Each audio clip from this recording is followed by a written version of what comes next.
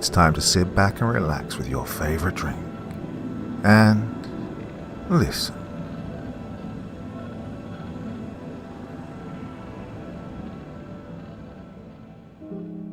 Tonight's tale is told through the memories of Commander John Hanson, a seasoned officer of the Special Patrol Service, as he recalls one of the most dangerous missions of his career. Sent to the distant planet of Antri, Hanson and his crew confront a terrifying enemy known as the Chisee, creatures born of perpetual darkness, whose plan threatens to plunge the planet's sunlight civilizations into shadow. What unfolds is a harrowing test of duty, sacrifice, and the true cost of living by the Patrol's unyielding motto, nothing less than complete success. The Dark Side of Antri by Sewell Peaslee Wright.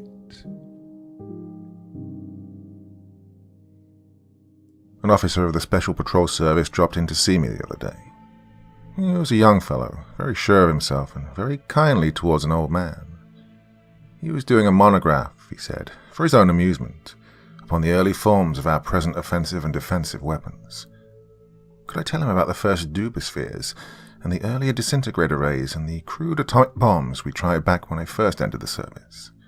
Well, I could, of course, and I did. But a man's memory does not improve in the course of a century of Earth years. Our scientists have not been able to keep a man's brain as fresh as his body, despite all their vaunted progress. There's a lot these deep thinkers in their great laboratories don't know. The universe gives them the credit for what's been done, yet the men of action who carried out the ideas— oh, I'm getting away from my pert young officer. Well, he listened to me with interest and toleration. Now and then he helped me out, when my memory failed me on some little detail. He seemed to have a very fair theoretical knowledge of the subject. It seems impossible, he commented when he'd gone over the ground he'd outlined, that the service could have done its work with such crude and undeveloped weapons, does it not? He smiled in a superior sort of way, as though to imply we'd probably done the best we could under the circumstances. I suppose I should not have permitted his attitude to irritate me, but I'm an old man, and my life has not been an easy one. Youngster, I said, like many old people, I prefer spoken conversation. Back in those days, the service was handicapped in every way.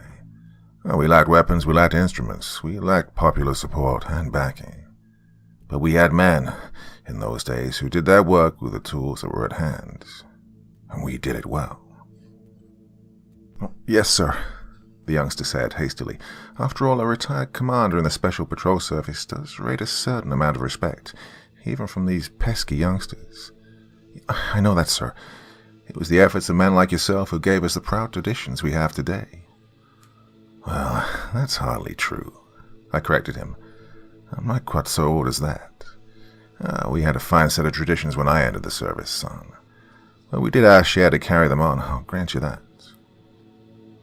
Nothing less than complete success, quoted the lad reverently, giving the ancient motto of our service. That is a fine tradition for a body of men to aspire to, sir. True. The ring in the boy's voice brought memories flocking back. It was a proud motto, as old as I am. The words bring a thrill even now, a thrill comparable only with that which comes from seeing old Earth swell up out of the darkness of space after days of outer emptiness. Old Earth, with her wispy white clouds and her broad seas. Oh, no, I'm a provincial, but that's another thing that must be forgiven an old man. I imagine, sir, said the young officer, that you could tell many a strange story of the service and the sacrifices men have made to keep that motto the proud boast it is today. Yeah, I told him. I could do that. I have done so. Well, that is my occupation now that I've been retired from active service. You're a historian? He broke in eagerly. I forgave him the interruption. I can still remember my own rather impetuous youth. Do I look like a historian? I think I smiled as I asked him the question, and held out my hands to him. Big brown hands they are, hardened with work, stained and drawn from old acrid burns and the bite of blue electric fire. In my day we worked with crude tools instead, tools that left their mark upon the workman. Well, no, but— I waved the explanation aside. Historians deal with facts, with accomplishments, with dates and places and the names of great men.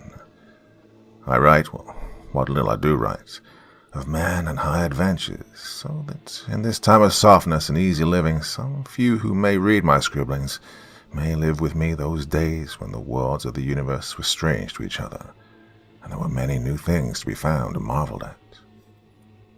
And I'll venture, sir, that you found much enjoyment in the work, commented the youngster with a degree of perception with which I had not credited him. True. As I write, forgotten faces peer at me through the mists of the years, and strong, friendly voices call to me from out of the past. It must be wonderful to live the old adventures through again, said the young officer hastily. Youth is always afraid of sentiment in old people. Why this should be, I do not know, but it is so. The lad, I wish I'd made a note of his name. I predict a future for him in the service.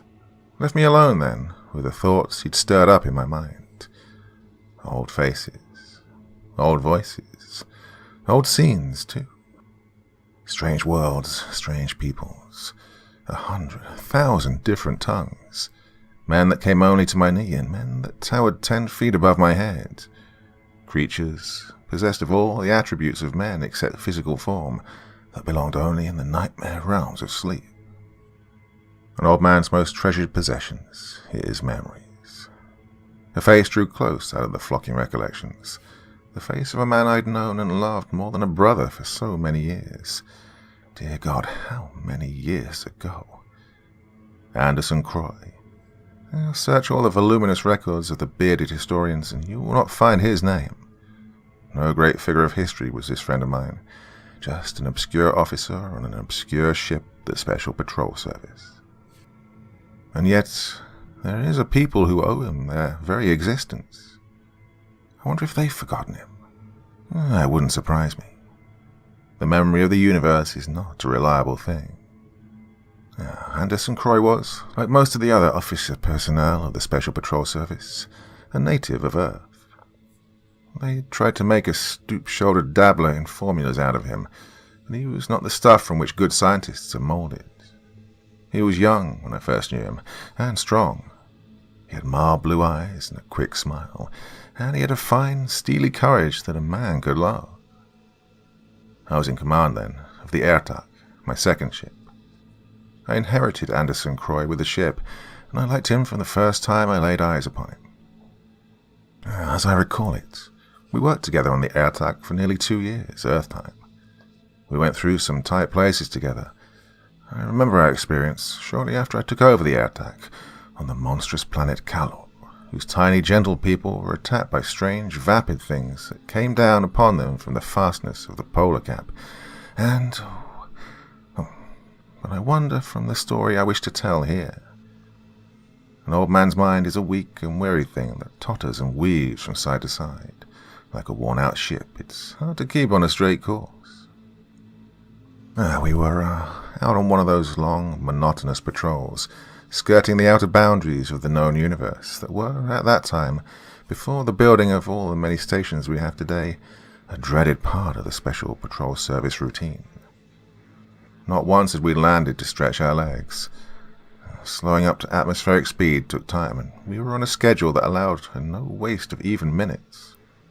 We approached the various worlds only close enough to report, and to receive an assurance that all was well. A dog's life, but all part of the game.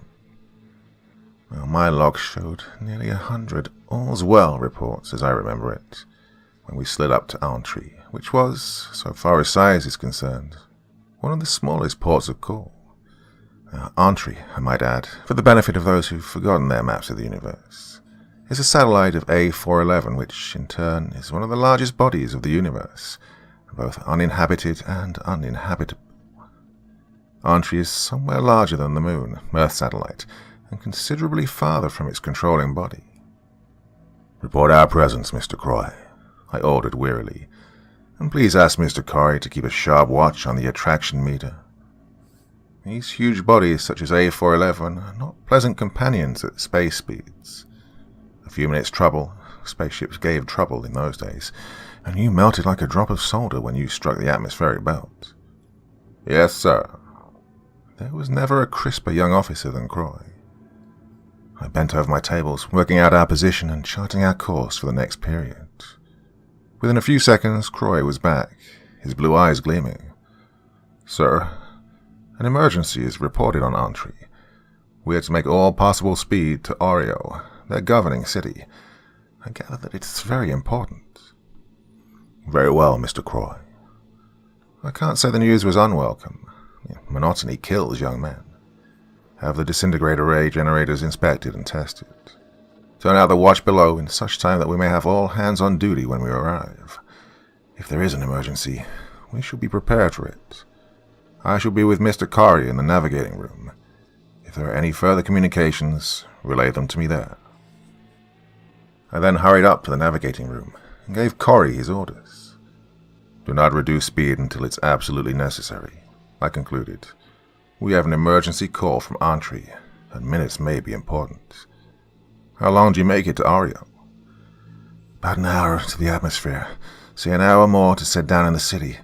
I believe that's about right, sir." I nodded, frowning at the twin charts, with their softly glowing lights, and turned to the television disc, picking up Antri without difficulty. Of course, back in those days, we had the huge and cumbersome discs, their faces shielded by a hood that would be suitable only for museum pieces now. But they did the work very well, and I searched Antri carefully, at varying ranges, for any sign of disturbances, and I found none. The dark portion, of course, I could not penetrate.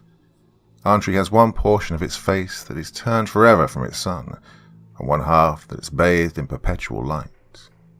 The long twilight zone was uninhabited, for the people of Antri are a sun-loving race, and their cities and villages appeared only in the bright areas of perpetual sunlight. Just as we'd reduced to atmospheric speed, Croy sent up a message. "The Governing Council sends word that we're to set down on the platform atop the Hall of Government, the large square white building in the center of the city. They say we'll have no difficulty in locating it." I thanked him and ordered him to stand by for further messages, if any, and picked up the far-flung city of Oreo in my television disc. There was no mistaking the building Croy had mentioned. It stood out from the city around it, cool and white, its mighty columns glistening like crystal in the sun. I could even make out the landing platform, slightly elevated above the roof on spidery arches of silvery metal. We sped straight for the city, just a fraction of space speed, but the hand of the surface temperature gauge crept slowly toward the red line that marked the dangerous incandescent point.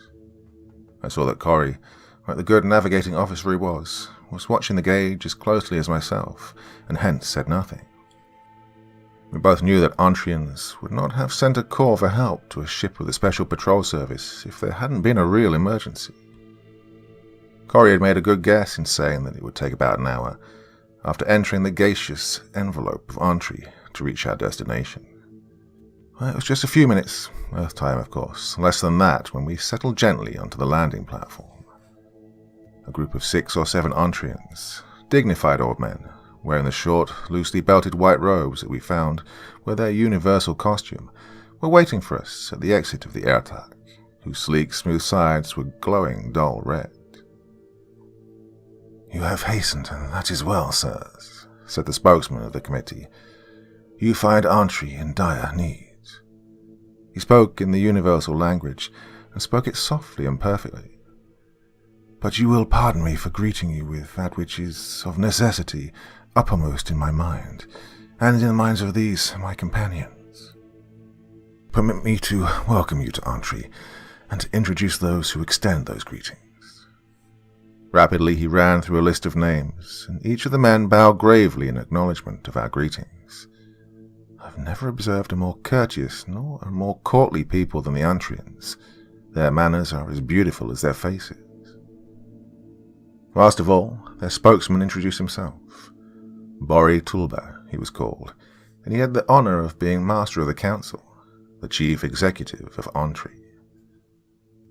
When the introductions had been completed, the committee led our little party to a small, cylindrical elevator which dropped us, swiftly and silently, on a cushion of air, to the street level of the great building. Across a wide, gleaming corridor, our conductors led us, and stood aside before a massive portal through which 10 men might have walked abreast. We found ourselves in a great chamber with a vaulted ceiling of bright, gleaming metal.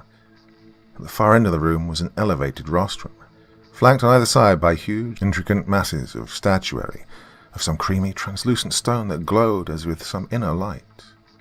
Semicircular rows of seats, each with its carved desk, surmounted by numerous electrical controls, occupied all the floor space. None of the seats were occupied. "We have excused the council from our preliminary deliberations," explained Boritolba, "because such a large body is unwieldy. My companions and myself represent the executive heads of the various departments of the council, and we are empowered to act."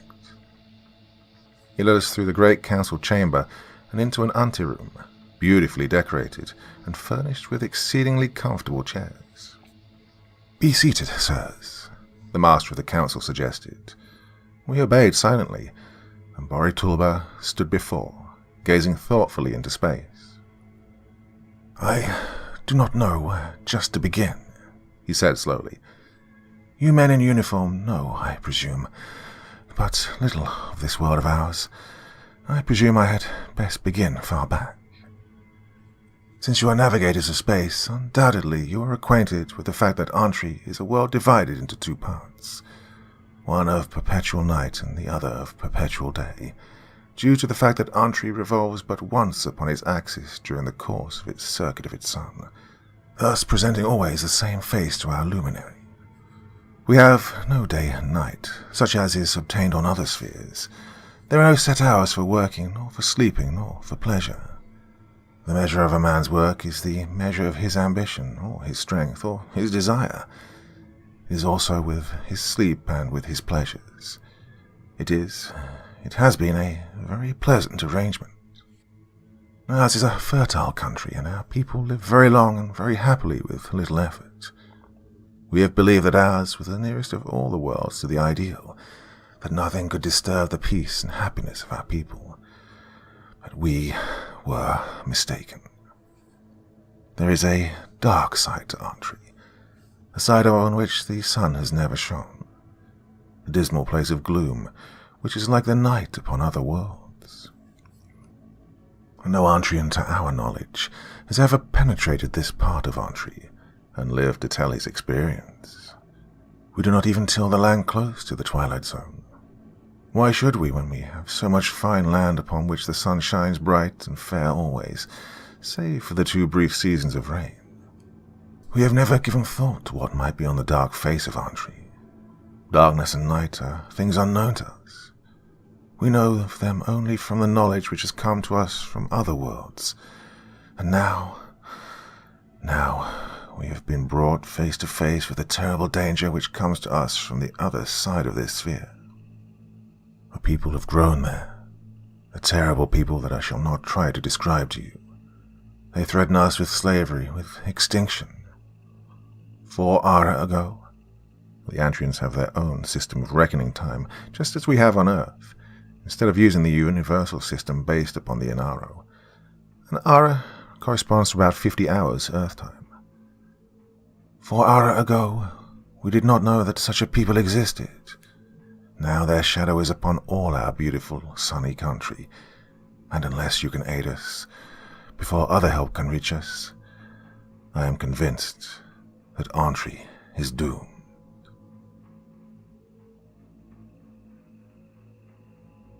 For a moment, not one of us spoke. We sat there, staring at the old man who had just ceased speaking. Only a man ripened and seasoned with the passing of years could have stood there before us and uttered so quietly and solemnly words such as had just come from his lips.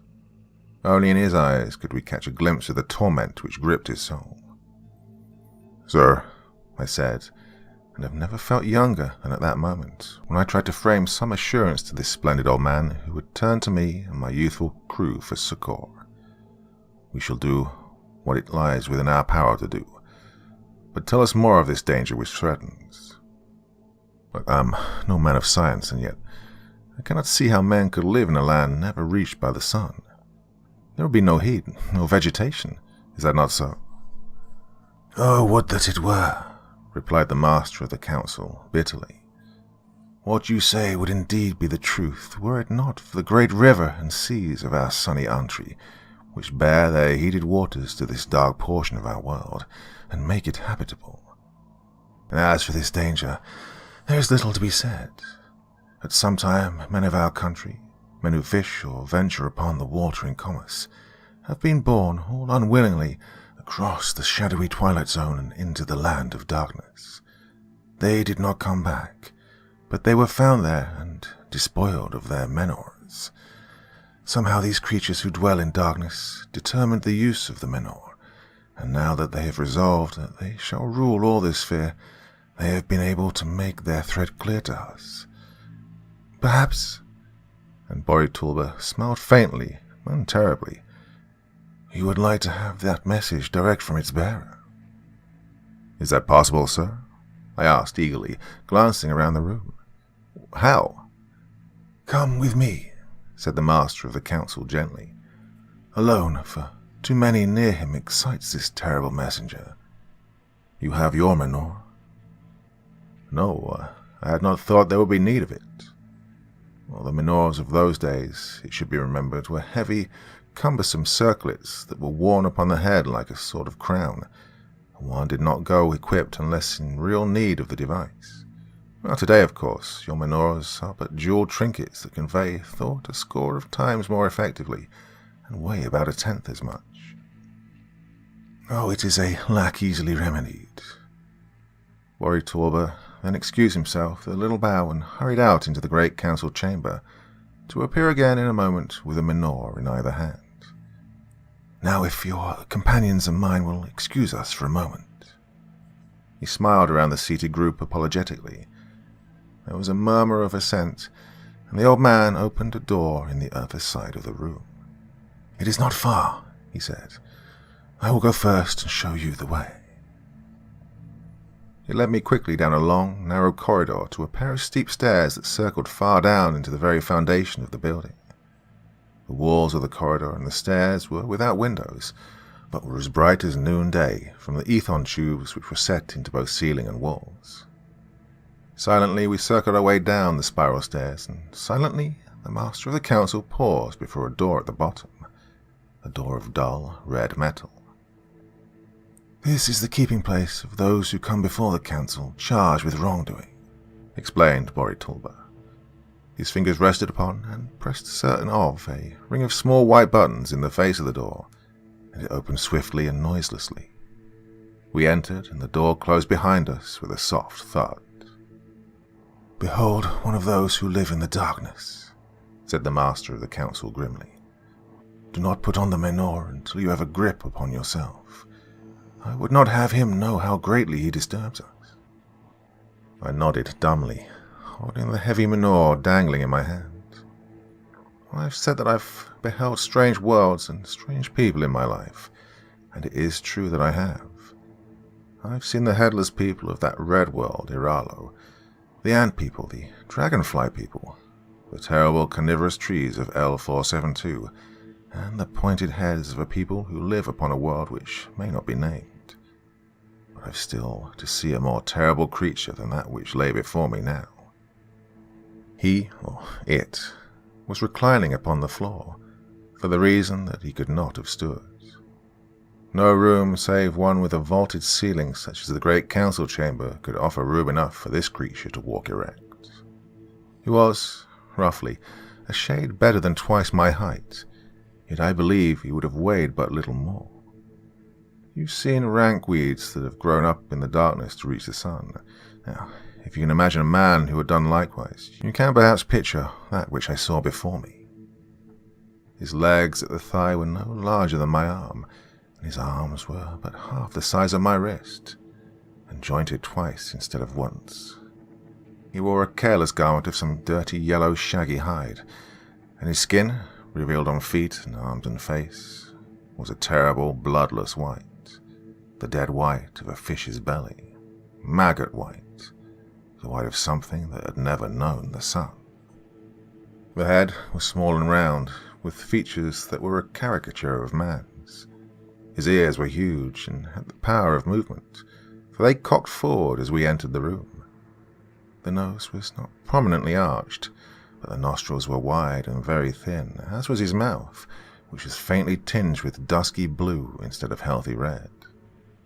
At one time his eyes had been nearly round and, in proportion, very large, but now they were but shadowy pockets, mercifully covered by shrunken, wrinkled lids that twitched but did not lift. He moved as we entered, and from a reclining position propped up on the double elbows of one spidery arm, he changed to a sitting position that brought his head nearly to the ceiling. He smiled sickeningly, and a queer, sibilant whispering came from the blushed lips. "That is his way of talking," explained Boritulba. "His eyes, you will note, have been gouged out. They cannot stand the light. They prepared their messenger carefully for his work, you'll see." He placed his menore upon his head and motioned me to do likewise. The creature searched the floor with one white, leathery hand and finally located his menore, which he adjusted clumsily. "You will have to be very attentive," explained my companion. "He expresses himself in terms of pictures only, of course, and his is not a highly developed mind. I shall try to get him to go over the entire story for us again, if I can make him understand. Emanate nothing yourself. He is easily confused." I nodded silently, my eyes fixed with a sort of satisfaction upon the creature from the darkness, and waited. Back on the airtuck again, I called all my officers together for a conference.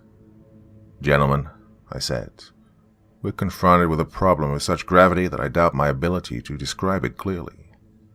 Briefly, this civilized, beautiful portion of Antri is menaced by a terrible fate. In the dark portion of this unhappy world there live a people who have the lust of conquest in their hearts, and the means at hand with which to wreck this world of perpetual sunlight. I have the ultimatum of this people direct from their messenger. They want a terrible tribute in the form of slaves. These slaves would have to live in perpetual darkness and wait upon the whims of the most monstrous beings these eyes of mine have ever seen. And the number of slaves demanded would, as nearly as I could gather, mean about a third of the entire population.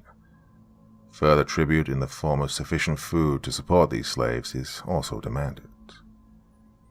"But, in God's name, sir," burst forth Croy, his eyes blazing, "by what means do they propose to enforce their infamous demands?" "By the power of darkness and a terrible cataclysm. They're wise men, and it would seem that some of them are not unversed in science, have discovered a way to unbalance this world, so that they can cause darkness to creep over this land that has never known it before. And as darkness advances, these people of the sun will be utterly helpless before a race that loves darkness and can see in it like cats. That, gentlemen, is the fate which confronts this world of Antri."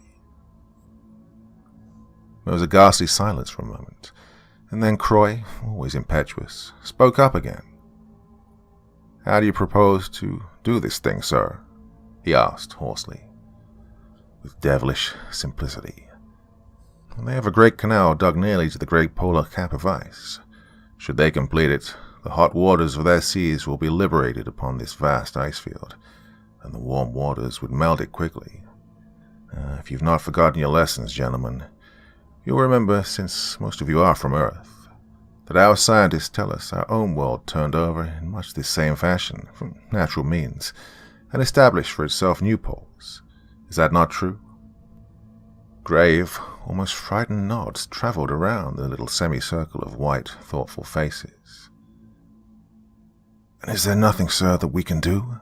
asked Kincaid, my second officer, in an awed whisper. "Well, that is the purpose of this conclave, to determine what may be done. We have our bombs and our rays, it is true, but what is the power of this one ship against the people of half a world? And, such a people!" I shuddered, despite myself, at the memory of that grinning creature in the cell far below the floor of the council chamber. This city, and its thousands, we might save, it is true, but not the whole half of this world. That's the task the Council and its master have set before us. Would it be possible to frighten them? Asked Croy. I gather that they're not an advanced race. Perhaps a show of power. The rays, the atomic pistol, bombs. I'll call it strategy, sir, or just plain bluff. Seems like the only chance. You've heard the suggestion, gentlemen, I said. Is anyone a better? How does Mr. Croy plan to frighten these people of the darkness? Asked Kincaid, who was always practical. By going to their country in this ship and letting the events take their course, replied Croy promptly. Details will have to be settled on the spot, as I see it. I believe Mr. Croy is right, I decided. The messenger of these people must be returned to his own kind, the sooner the better. He's given me a mental map of his country. I believe it'll be possible for me to locate the principal city in which his ruler lives. We'll take him there, and then, well, may God aid us, gentlemen. Amen, nodded Croy, and the echo of the word ran from lip to lip like the prayer it was. Well, when do we start? I hesitated for just an instant. Now, I brought forth crisply, immediately. We're gambling with the fate of a world, a fine and happy people. Let's throw the dice quickly, for the strain of waiting will not help us. Is that as you would wish it, gentlemen? It is, sir, came the grave chorus. Very well. Mr. Croy, please report with a detail of 10 men to Bori Tulba and tell him of our decision. Bring the messenger back with you. The rest of you gentlemen to your stations. Make any preparations you may think advisable. Be sure that every available exterior light is in readiness. Let me be notified the moment the messenger is on board and we're ready to take off. Thank you, gentlemen. I hastened to my quarters and brought the Airtox log down to the minute, explaining in detail the course of action we'd decided upon and the reasons for it. I knew, as did all the Airtox officers who'd saluted so crisply and so coolly gone about the business of carrying out my orders, that we would return from our trip to the dark side of Antri triumphant or, well, not at all. Even in these soft days, men still respect the stern, proud motto of our service. Nothing less than complete success. The Special Patrol does what it is ordered to do, or no man returns to present excuses. This is a tradition to bring tears of pride to the eyes of even an old man, in whose hands there's strength only for the wielding of a pen. And when I was young, well, in those days... It was perhaps a quarter of an hour when word came from the navigating room that the messenger was aboard, and we were ready to depart. I closed the log, wondering, I remember, if I would ever make another entry therein, and if not, whether the words I'd just inscribed would ever see the light of day. The love of life is strong in men so young, and then I hurried to the navigating room and took charge. Bori Tulba had furnished me with large-scale maps of the daylight portion of Antri. From the information conveyed to me by the messenger of the people of darkness, the Chisee they call themselves, as near as I could get to the sound, I rapidly sketched in the map of the other side of Antri, locating their principal city with a small black circle. Realizing that the location of the city we sought was only approximate, we didn't bother to work out exact bearings. We set the Airtox on her course at a height of only a few thousand feet, and set out at low atmospheric speed, anxiously watching for the dim line of shadow that marked the twilight zone, and the beginning of what promised to be the last mission of the Airtox, and every man she carried within her smooth, gleaming body. "Twilight zone in view, sir," reported Croy at length. "Thank you, Mr. Croy. Have all the exterior lights and searchlights turned on. Speed and course as at present, for the time being." I picked up the twilight zone without difficulty in the television disc, and at full power examined the terrain. The rich crops that fairly burst from the earth of the sunlit portion of Antri were not to be observed here. The Antrians made no effort to till this ground, and I doubt that it would have been profitable to do so even if they'd wished to come so close to the darkness they hated. The ground seemed dank, and great dark slugs moved heavily upon its greasy surface. Here and there strange pale growths grew in patches, twisted, spotted growths that seemed somehow unhealthy and poisonous. I searched the country ahead, pressing further and further into the line of darkness that was swiftly approaching. As the light of the sun faded, our monstrous searchlights cut into the gloom ahead, their great beams slashing the shadows. In the dark country, I'd expected to find little, if any, vegetable growth. Instead, I found that it was a veritable jungle through which our searchlight rays could not pass. How tall the growths of this jungle might be, I could not tell, yet I had the feeling that they were tall indeed. They were not trees, these pale, weedy arms that reached towards the sky. They were soft and pulpy, and without leaves, just long, naked, sickly arms that divided and subdivided and ended in little smooth stumps like amputated limbs. That there was some kind of activity within the shelter of this weird jungle was evident enough, for I could catch glimpses, now and then, of moving things.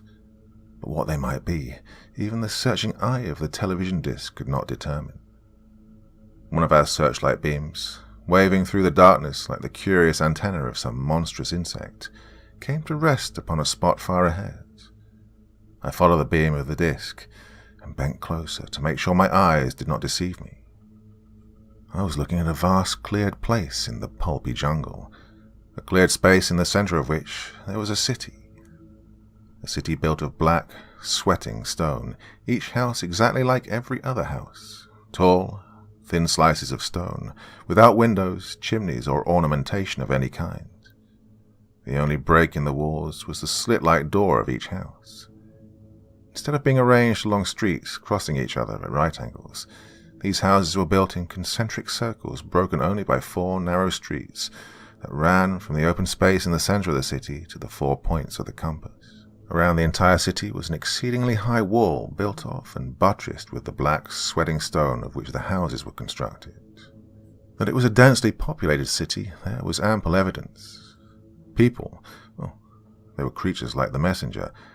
That the Chisee are a people, despite their terrible shape, is hardly debatable, and they were running up and down the 4 radial streets and around the curved connecting streets in the wildest confusion, their double-elbowed arms flung across their eyes.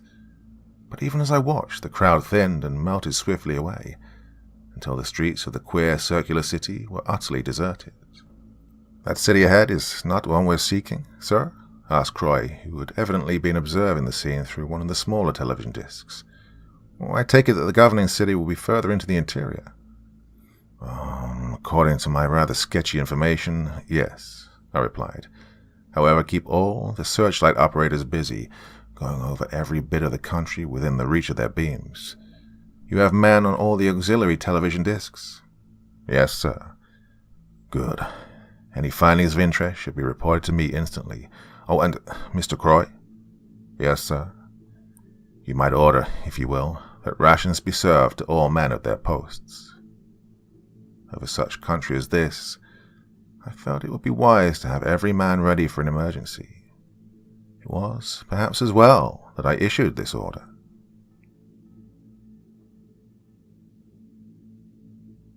It was perhaps half an hour after we'd passed the circular city when, far ahead, I could see the pale, unhealthy forest thinning out. A half-dozen of our searchlight beams played upon the denuded area, and as I brought the television disc to bear, I saw that we were approaching a vast swamp, in which little pools of black water reflected the dazzling light of our searching beams. Nor was this all. Out of the swamp 1,000 strange, winged things were rising, yellowish, bat-like things with forked tails and fierce, hooked beaks. And like some obscene miasma from that swamp, they rose and came straight for the airtuck. Instantly I pressed the attention signal that warned every man on the ship. "All disintegrator rays in action at once," I barked into the transmitter. "Raw beams and full energy. Bird-like creatures dead ahead. Do not cease action until ordered." I heard the disintegrator ray generators deepen their notes before I finished speaking, and I smiled grimly, turning to Corey. "Slow down as quickly and as much as possible, Mr. Corey," I ordered. We have work to do ahead." He nodded and gave the order to the operating room. I felt the forward surge that told me my order was being obeyed and turned my attention again to the television disc. The ray operators were doing their work well. The searchlight showed the air streaked with fine siftings of greasy dust, and these strange winged creatures were disappearing by the scores as the disintegrator rays beat and played upon them. But they came on gamely, fiercely. Where there had been thousands, there were but hundreds, then scores, then dozens. Then there were only 5 left. 3 of them disappeared at once, but the 2 remaining came on unhesitatingly, their dirty yellow bat-like wings flapping heavily, their naked heads outstretched and hooked beaks snapping. One of them disappeared in a little sifting of greasy dust, and the same ray dissolved one wing of the remaining creature. He turned over suddenly, the one good wing flapping wildly, and tumbled towards the waiting swamp that had spawned him. Then, as the ray eagerly followed him, the last of that hellish brood disappeared. "Circle slowly, Mr. Corey," I ordered. I wanted to make sure there were none of these terrible creatures left. I felt that nothing so terrible should be left alive, even in a world of darkness. Through the television disc, I searched the swamp. As I'd half suspected, the filthy ooze held the young of this race of things, grub-like creatures that flipped their heavy bodies about in the slime, alarmed by the light which searched them out. "All disintegrator rays on the swamp," I ordered. "Sweep it from margin to margin, let nothing be left alive there." I had a well-trained crew. The disintegrator rays massed themselves into a marching wall of death, and swept up and down the swamp as a plough turns its furrows. It was easy to trace their passage, for behind them the swamp disappeared, leaving in its stead row after row of broad, dusty paths. When we'd finished, there was no swamp. There was only a naked area upon which nothing lived, and upon which, for many years, nothing would grow. "Good work," I commended the disintegrator rayman. "Cease action." And then to Corey, "Put her on course again, please." An hour went by, and we passed several more of the strange, damp circular cities, differing from the first we'd seen only in the matter of size. Another hour passed, and I became anxious. If we were on our proper course, and I'd understood the Chisee messenger correctly, we should be very close to the governing city. We should. The waving beam of one of the searchlights came suddenly to rest. 3 or 4 other beams followed it, and then all the others. "Large city to port, sir," called Croy excitedly. "Thank you. I believe it is our destination. Got all searchlights except the forward beam, Mr. Corey." "Yes, sir." "You can take her over visually now, I believe. The forward searchlight beam will keep our destination in view for you. Set her down cautiously in the center of the city in any suitable place. And remain at the controls, ready for any orders, and have the operating room crew do likewise." "Yes, sir," said Corey crisply. With a tenseness I could not control, I bent over the hooded television disc and studied the mighty governing city of the Chisee. This governing city of the Chisee was not unlike the others we'd seen, save that it was very much larger and had 8 spoke-like streets radiating from its center instead of 4. The protective wall was both thicker and higher. There was another difference. Instead of a great open space in the center of the city, there was a central park-like space, in the middle of which was a massive pile, circular in shape and built, like all the rest of the city, of the black, sweating rock which seemed to be the sole building material of the Chisee. We set the airtuck down close to the big circular building, which we guessed, and correctly, to be the seat of government. I ordered the searchlight ray to be extinguished the moment we landed, and the ethon tubes that illuminated our ship inside to be turned off, so that we might accustom our eyes as much as possible to darkness, finding our way about with small ethon tube flashlights. With a small guard, I stood at the forward exit of the airtuck and watched the huge circular door back out on its mighty threads, and finally swing to one side on its massive gimbals. Croy, the only officer with me, and I both wore our menors, and carried full expeditionary equipment, as did the guard. The Chisee messenger, grimacing and talking excitedly in his sibilant, whispering voice, crouched on all fours. Well, he couldn't stand in that small space, and waited, 3 men of the guard on either side of him. I placed his menore on his head and gave him simple, forceful orders, picturing them for him as best I could. Go from this place and find others of your kind. Tell them that we'd like to speak to them with things such as you have upon your head. Now run, swiftly. I will run, he conveyed to me, to those great ones who sent me. He pictured them fleetingly, and they were creatures like himself, save that they were elaborately dressed in fine skins of several pale colors, and wore upon their arms, between their 2 elbows, broad circlets of carved metal which I took to be emblems of power or authority, since the chief of them all wore a very broad band. Their faces were much more intelligent than their messenger had led me to expect, and their eyes, very large and round, and not at all human, were the eyes of thoughtful, reasoning creatures. Double on all fours, the Chisee crept through the circular exit and straightened up. As he did so, from out of the darkness, a score or more of his fellows rushed up, gathering around him and blocking the exit with their reedy legs. We could hear them talking excitedly in high-pitched, squeaky whispers. Then, suddenly I received an expression from the Chisee who wore the menore. Those who are with me have come for those in power. They say one of you, and one only, is to come with us to our big men who will learn, through a thing such as I wear upon my head, that which you wish to say to them. You are to come quickly, at once. I will come, I replied. Have those with you make way. A heavy hand fell upon my shoulder, and a voice spoke eagerly in my ear.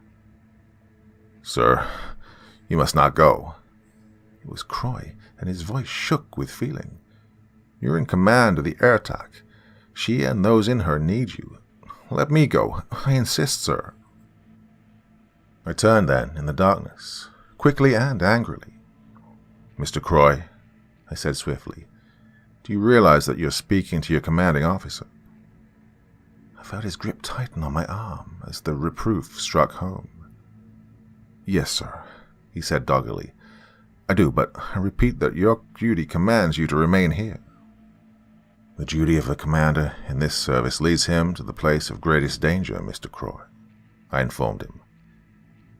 Then stay with your ship, sir, he pleaded craftily.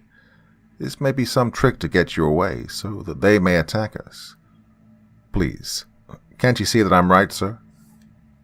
I thought swiftly. The earnestness of the youngster had touched me. Beneath the formality and the sirs, there was a real affection between us. In the darkness, I reached for his hand. I found it and shook it solemnly, a gesture of earth which, it's hard to explain, has many meanings. Go then, Andy, I said softly, but do not stay long, an hour the longest. If you're not back in that length of time, we'll come after you, and whatever else may happen, you can be sure that we will be well avenged. The Urtek has not lost her stinger. Thank you, John, he replied. Remember that I shall wear my menore. If I adjust it to full power, and you do likewise, and stand without the shelter of the Airtax's metal hull, I shall be able to communicate with you should there be any danger. He then pressed my hand again and strode through the exit out into the darkness, which was lit only by a few distant stars. The long, slim legs closed in around him. Like a pygmy guarded by the skeletons of giants, he was led quickly away. And the minutes dragged by. There was a nervous tension on the ship, the like of which I have experienced not more than a dozen times in all my years. No one spoke aloud. Now and again one man would mutter uneasily to another, and there'd be a swift, muttered response, and then silence again. We were waiting. Waiting. 10 minutes went by. 20. 30. Impatiently, I paced up and down before the exit, the guards at their posts, ready to obey any orders instantly. 45 minutes. I walked through the exit, stepped out onto the cold, hard earth. I could see behind me the shadowy bulk of the airtug. Before me, a black, shapeless blot against the star-sprinkled sky. It was the great administrative building of the Chisee, and in there, somewhere, was Anderson Croy. I glanced down at the luminous dial of my watch. 50 minutes. In 10 minutes more. John Hanson. My name reached me, faintly but clearly, through the medium of my menore. This is Croy. Do you understand me? Yes, I replied instantly. Are you safe? I am safe. All is well. Very well. Will you promise me now to receive what I'm about to send without interruption? Yes, I replied thoughtlessly and eagerly. What is it? I've had a long conference with the chief, or head of the Chisee, explained Croy rapidly. He's very intelligent, and his people are much further advanced than we thought. Through some form of communication, he's learned of the fight with the weird birds. It seems that they were the most dreaded of all the creatures of this dark world. Apparently we got the whole brood of them, and this chief, whose name I gather is Vischin, or something like that, well, he's naturally much impressed. I've given him a demonstration or two of my atomic pistol and the flashlight. These people are fairly stricken by a ray of light directly in the eyes. And we've reached very favorable terms. I'm to remain here as chief bodyguard and advisor, of which he has need for all that is not peaceful, I gather, in this kingdom of darkness. In return, he is to give up his plans to subjugate the rest of Antri. He has sworn to do this by what is evidently, well, to him, a very sacred oath, witnessed solemnly by the rest of his council. Well, under the circumstances, I believe he will do what he says. In any case, the Great Canal will be filled in, and the Antrians will have plenty of time to erect a great series of disintegrator ray stations along the entire Twilight Zone, using the broad fan rays to form a solid wall against which the Chisee could not advance, even if they did, at some future date, decide to carry out their plans. The worst possible result, then, would be that the people in the sunlit portion would have to migrate from certain sections, and perhaps would have day and night, alternately, as do other worlds. Now, this is the agreement we've reached. It's the only one that will save this world. Do you approve, sir? No. Return immediately, and we'll show the Chisee that they cannot hold an officer of the Special Patrol as a hostage. Come, make haste. It's no go, sir, came the reply instantly. When I threatened them first, I explained what our disintegrator rays would do, and Vischin laughed at me. This city's built upon great subterranean passages that lead to many hidden exits. If we show the least sign of hostility, the work will be resumed on the canal, and before we can locate the spot and stop the work, the damage will be done. This is our only chance, sir, to make this expedition a complete success. Permit me to judge this fact from the evidence I have before me. Whatever sacrifice there is to make, I make gladly. Vischin asks that you depart at once and in peace. I know this is the only course. Goodbye, sir. Convey my salutations to my other friends upon the old airtack and elsewhere. And now, lest my last act as an officer of the Special Patrol Service be to refuse to obey the commands of my superior officer, I'm removing my menore. Goodbye. I tried to reach him again, but there was no response. Gone. He was gone, swallowed up in the darkness and in silence. Dazed, shaken to the very foundation of my being, I stood there between the shadowy bulk of the airtack and the towering mass of the great silent pile that was the seat of government in this strange land of darkness, and gazed up at the sky above me. I'm not ashamed now to say that hot tears trickled down my cheeks, nor that as I turned back to the airtack, my throat was so gripped by emotion I couldn't speak. I ordered the exit closed with a wave of my hand. In the navigating room, I said but 4 words. We depart at once.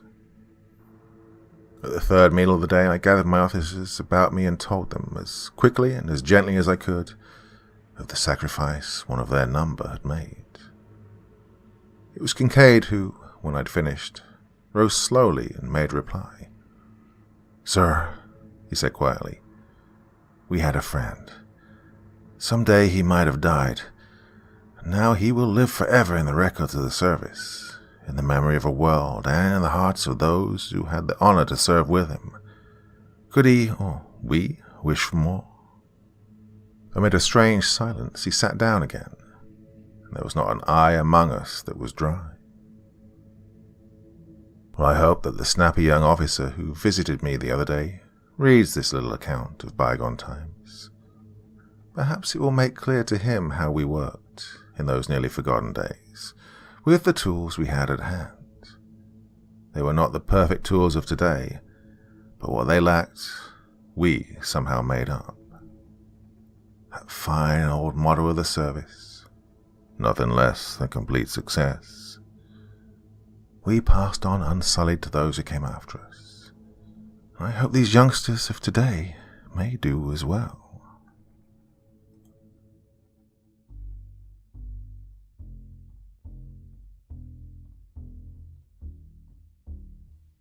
Well, my dear friends, you know how much I love getting these stories to hit the hour on the dot, just like everything right there at 59 minutes, 59 and a half seconds, whatever.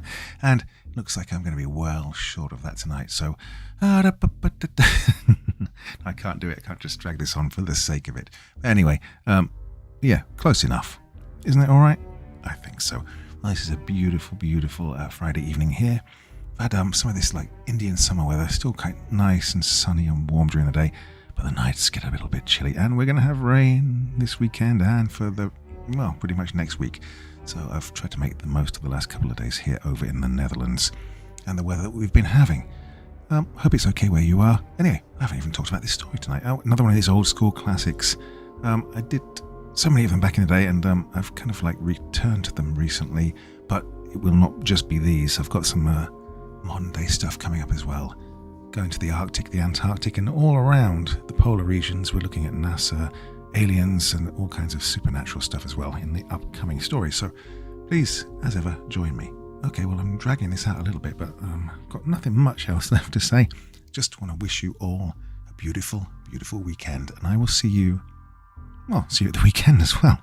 I've got something good coming out on Sunday evening. Till then, my dear friends, just remember, these are just stories, here for your entertainment. And you sleep well, yeah?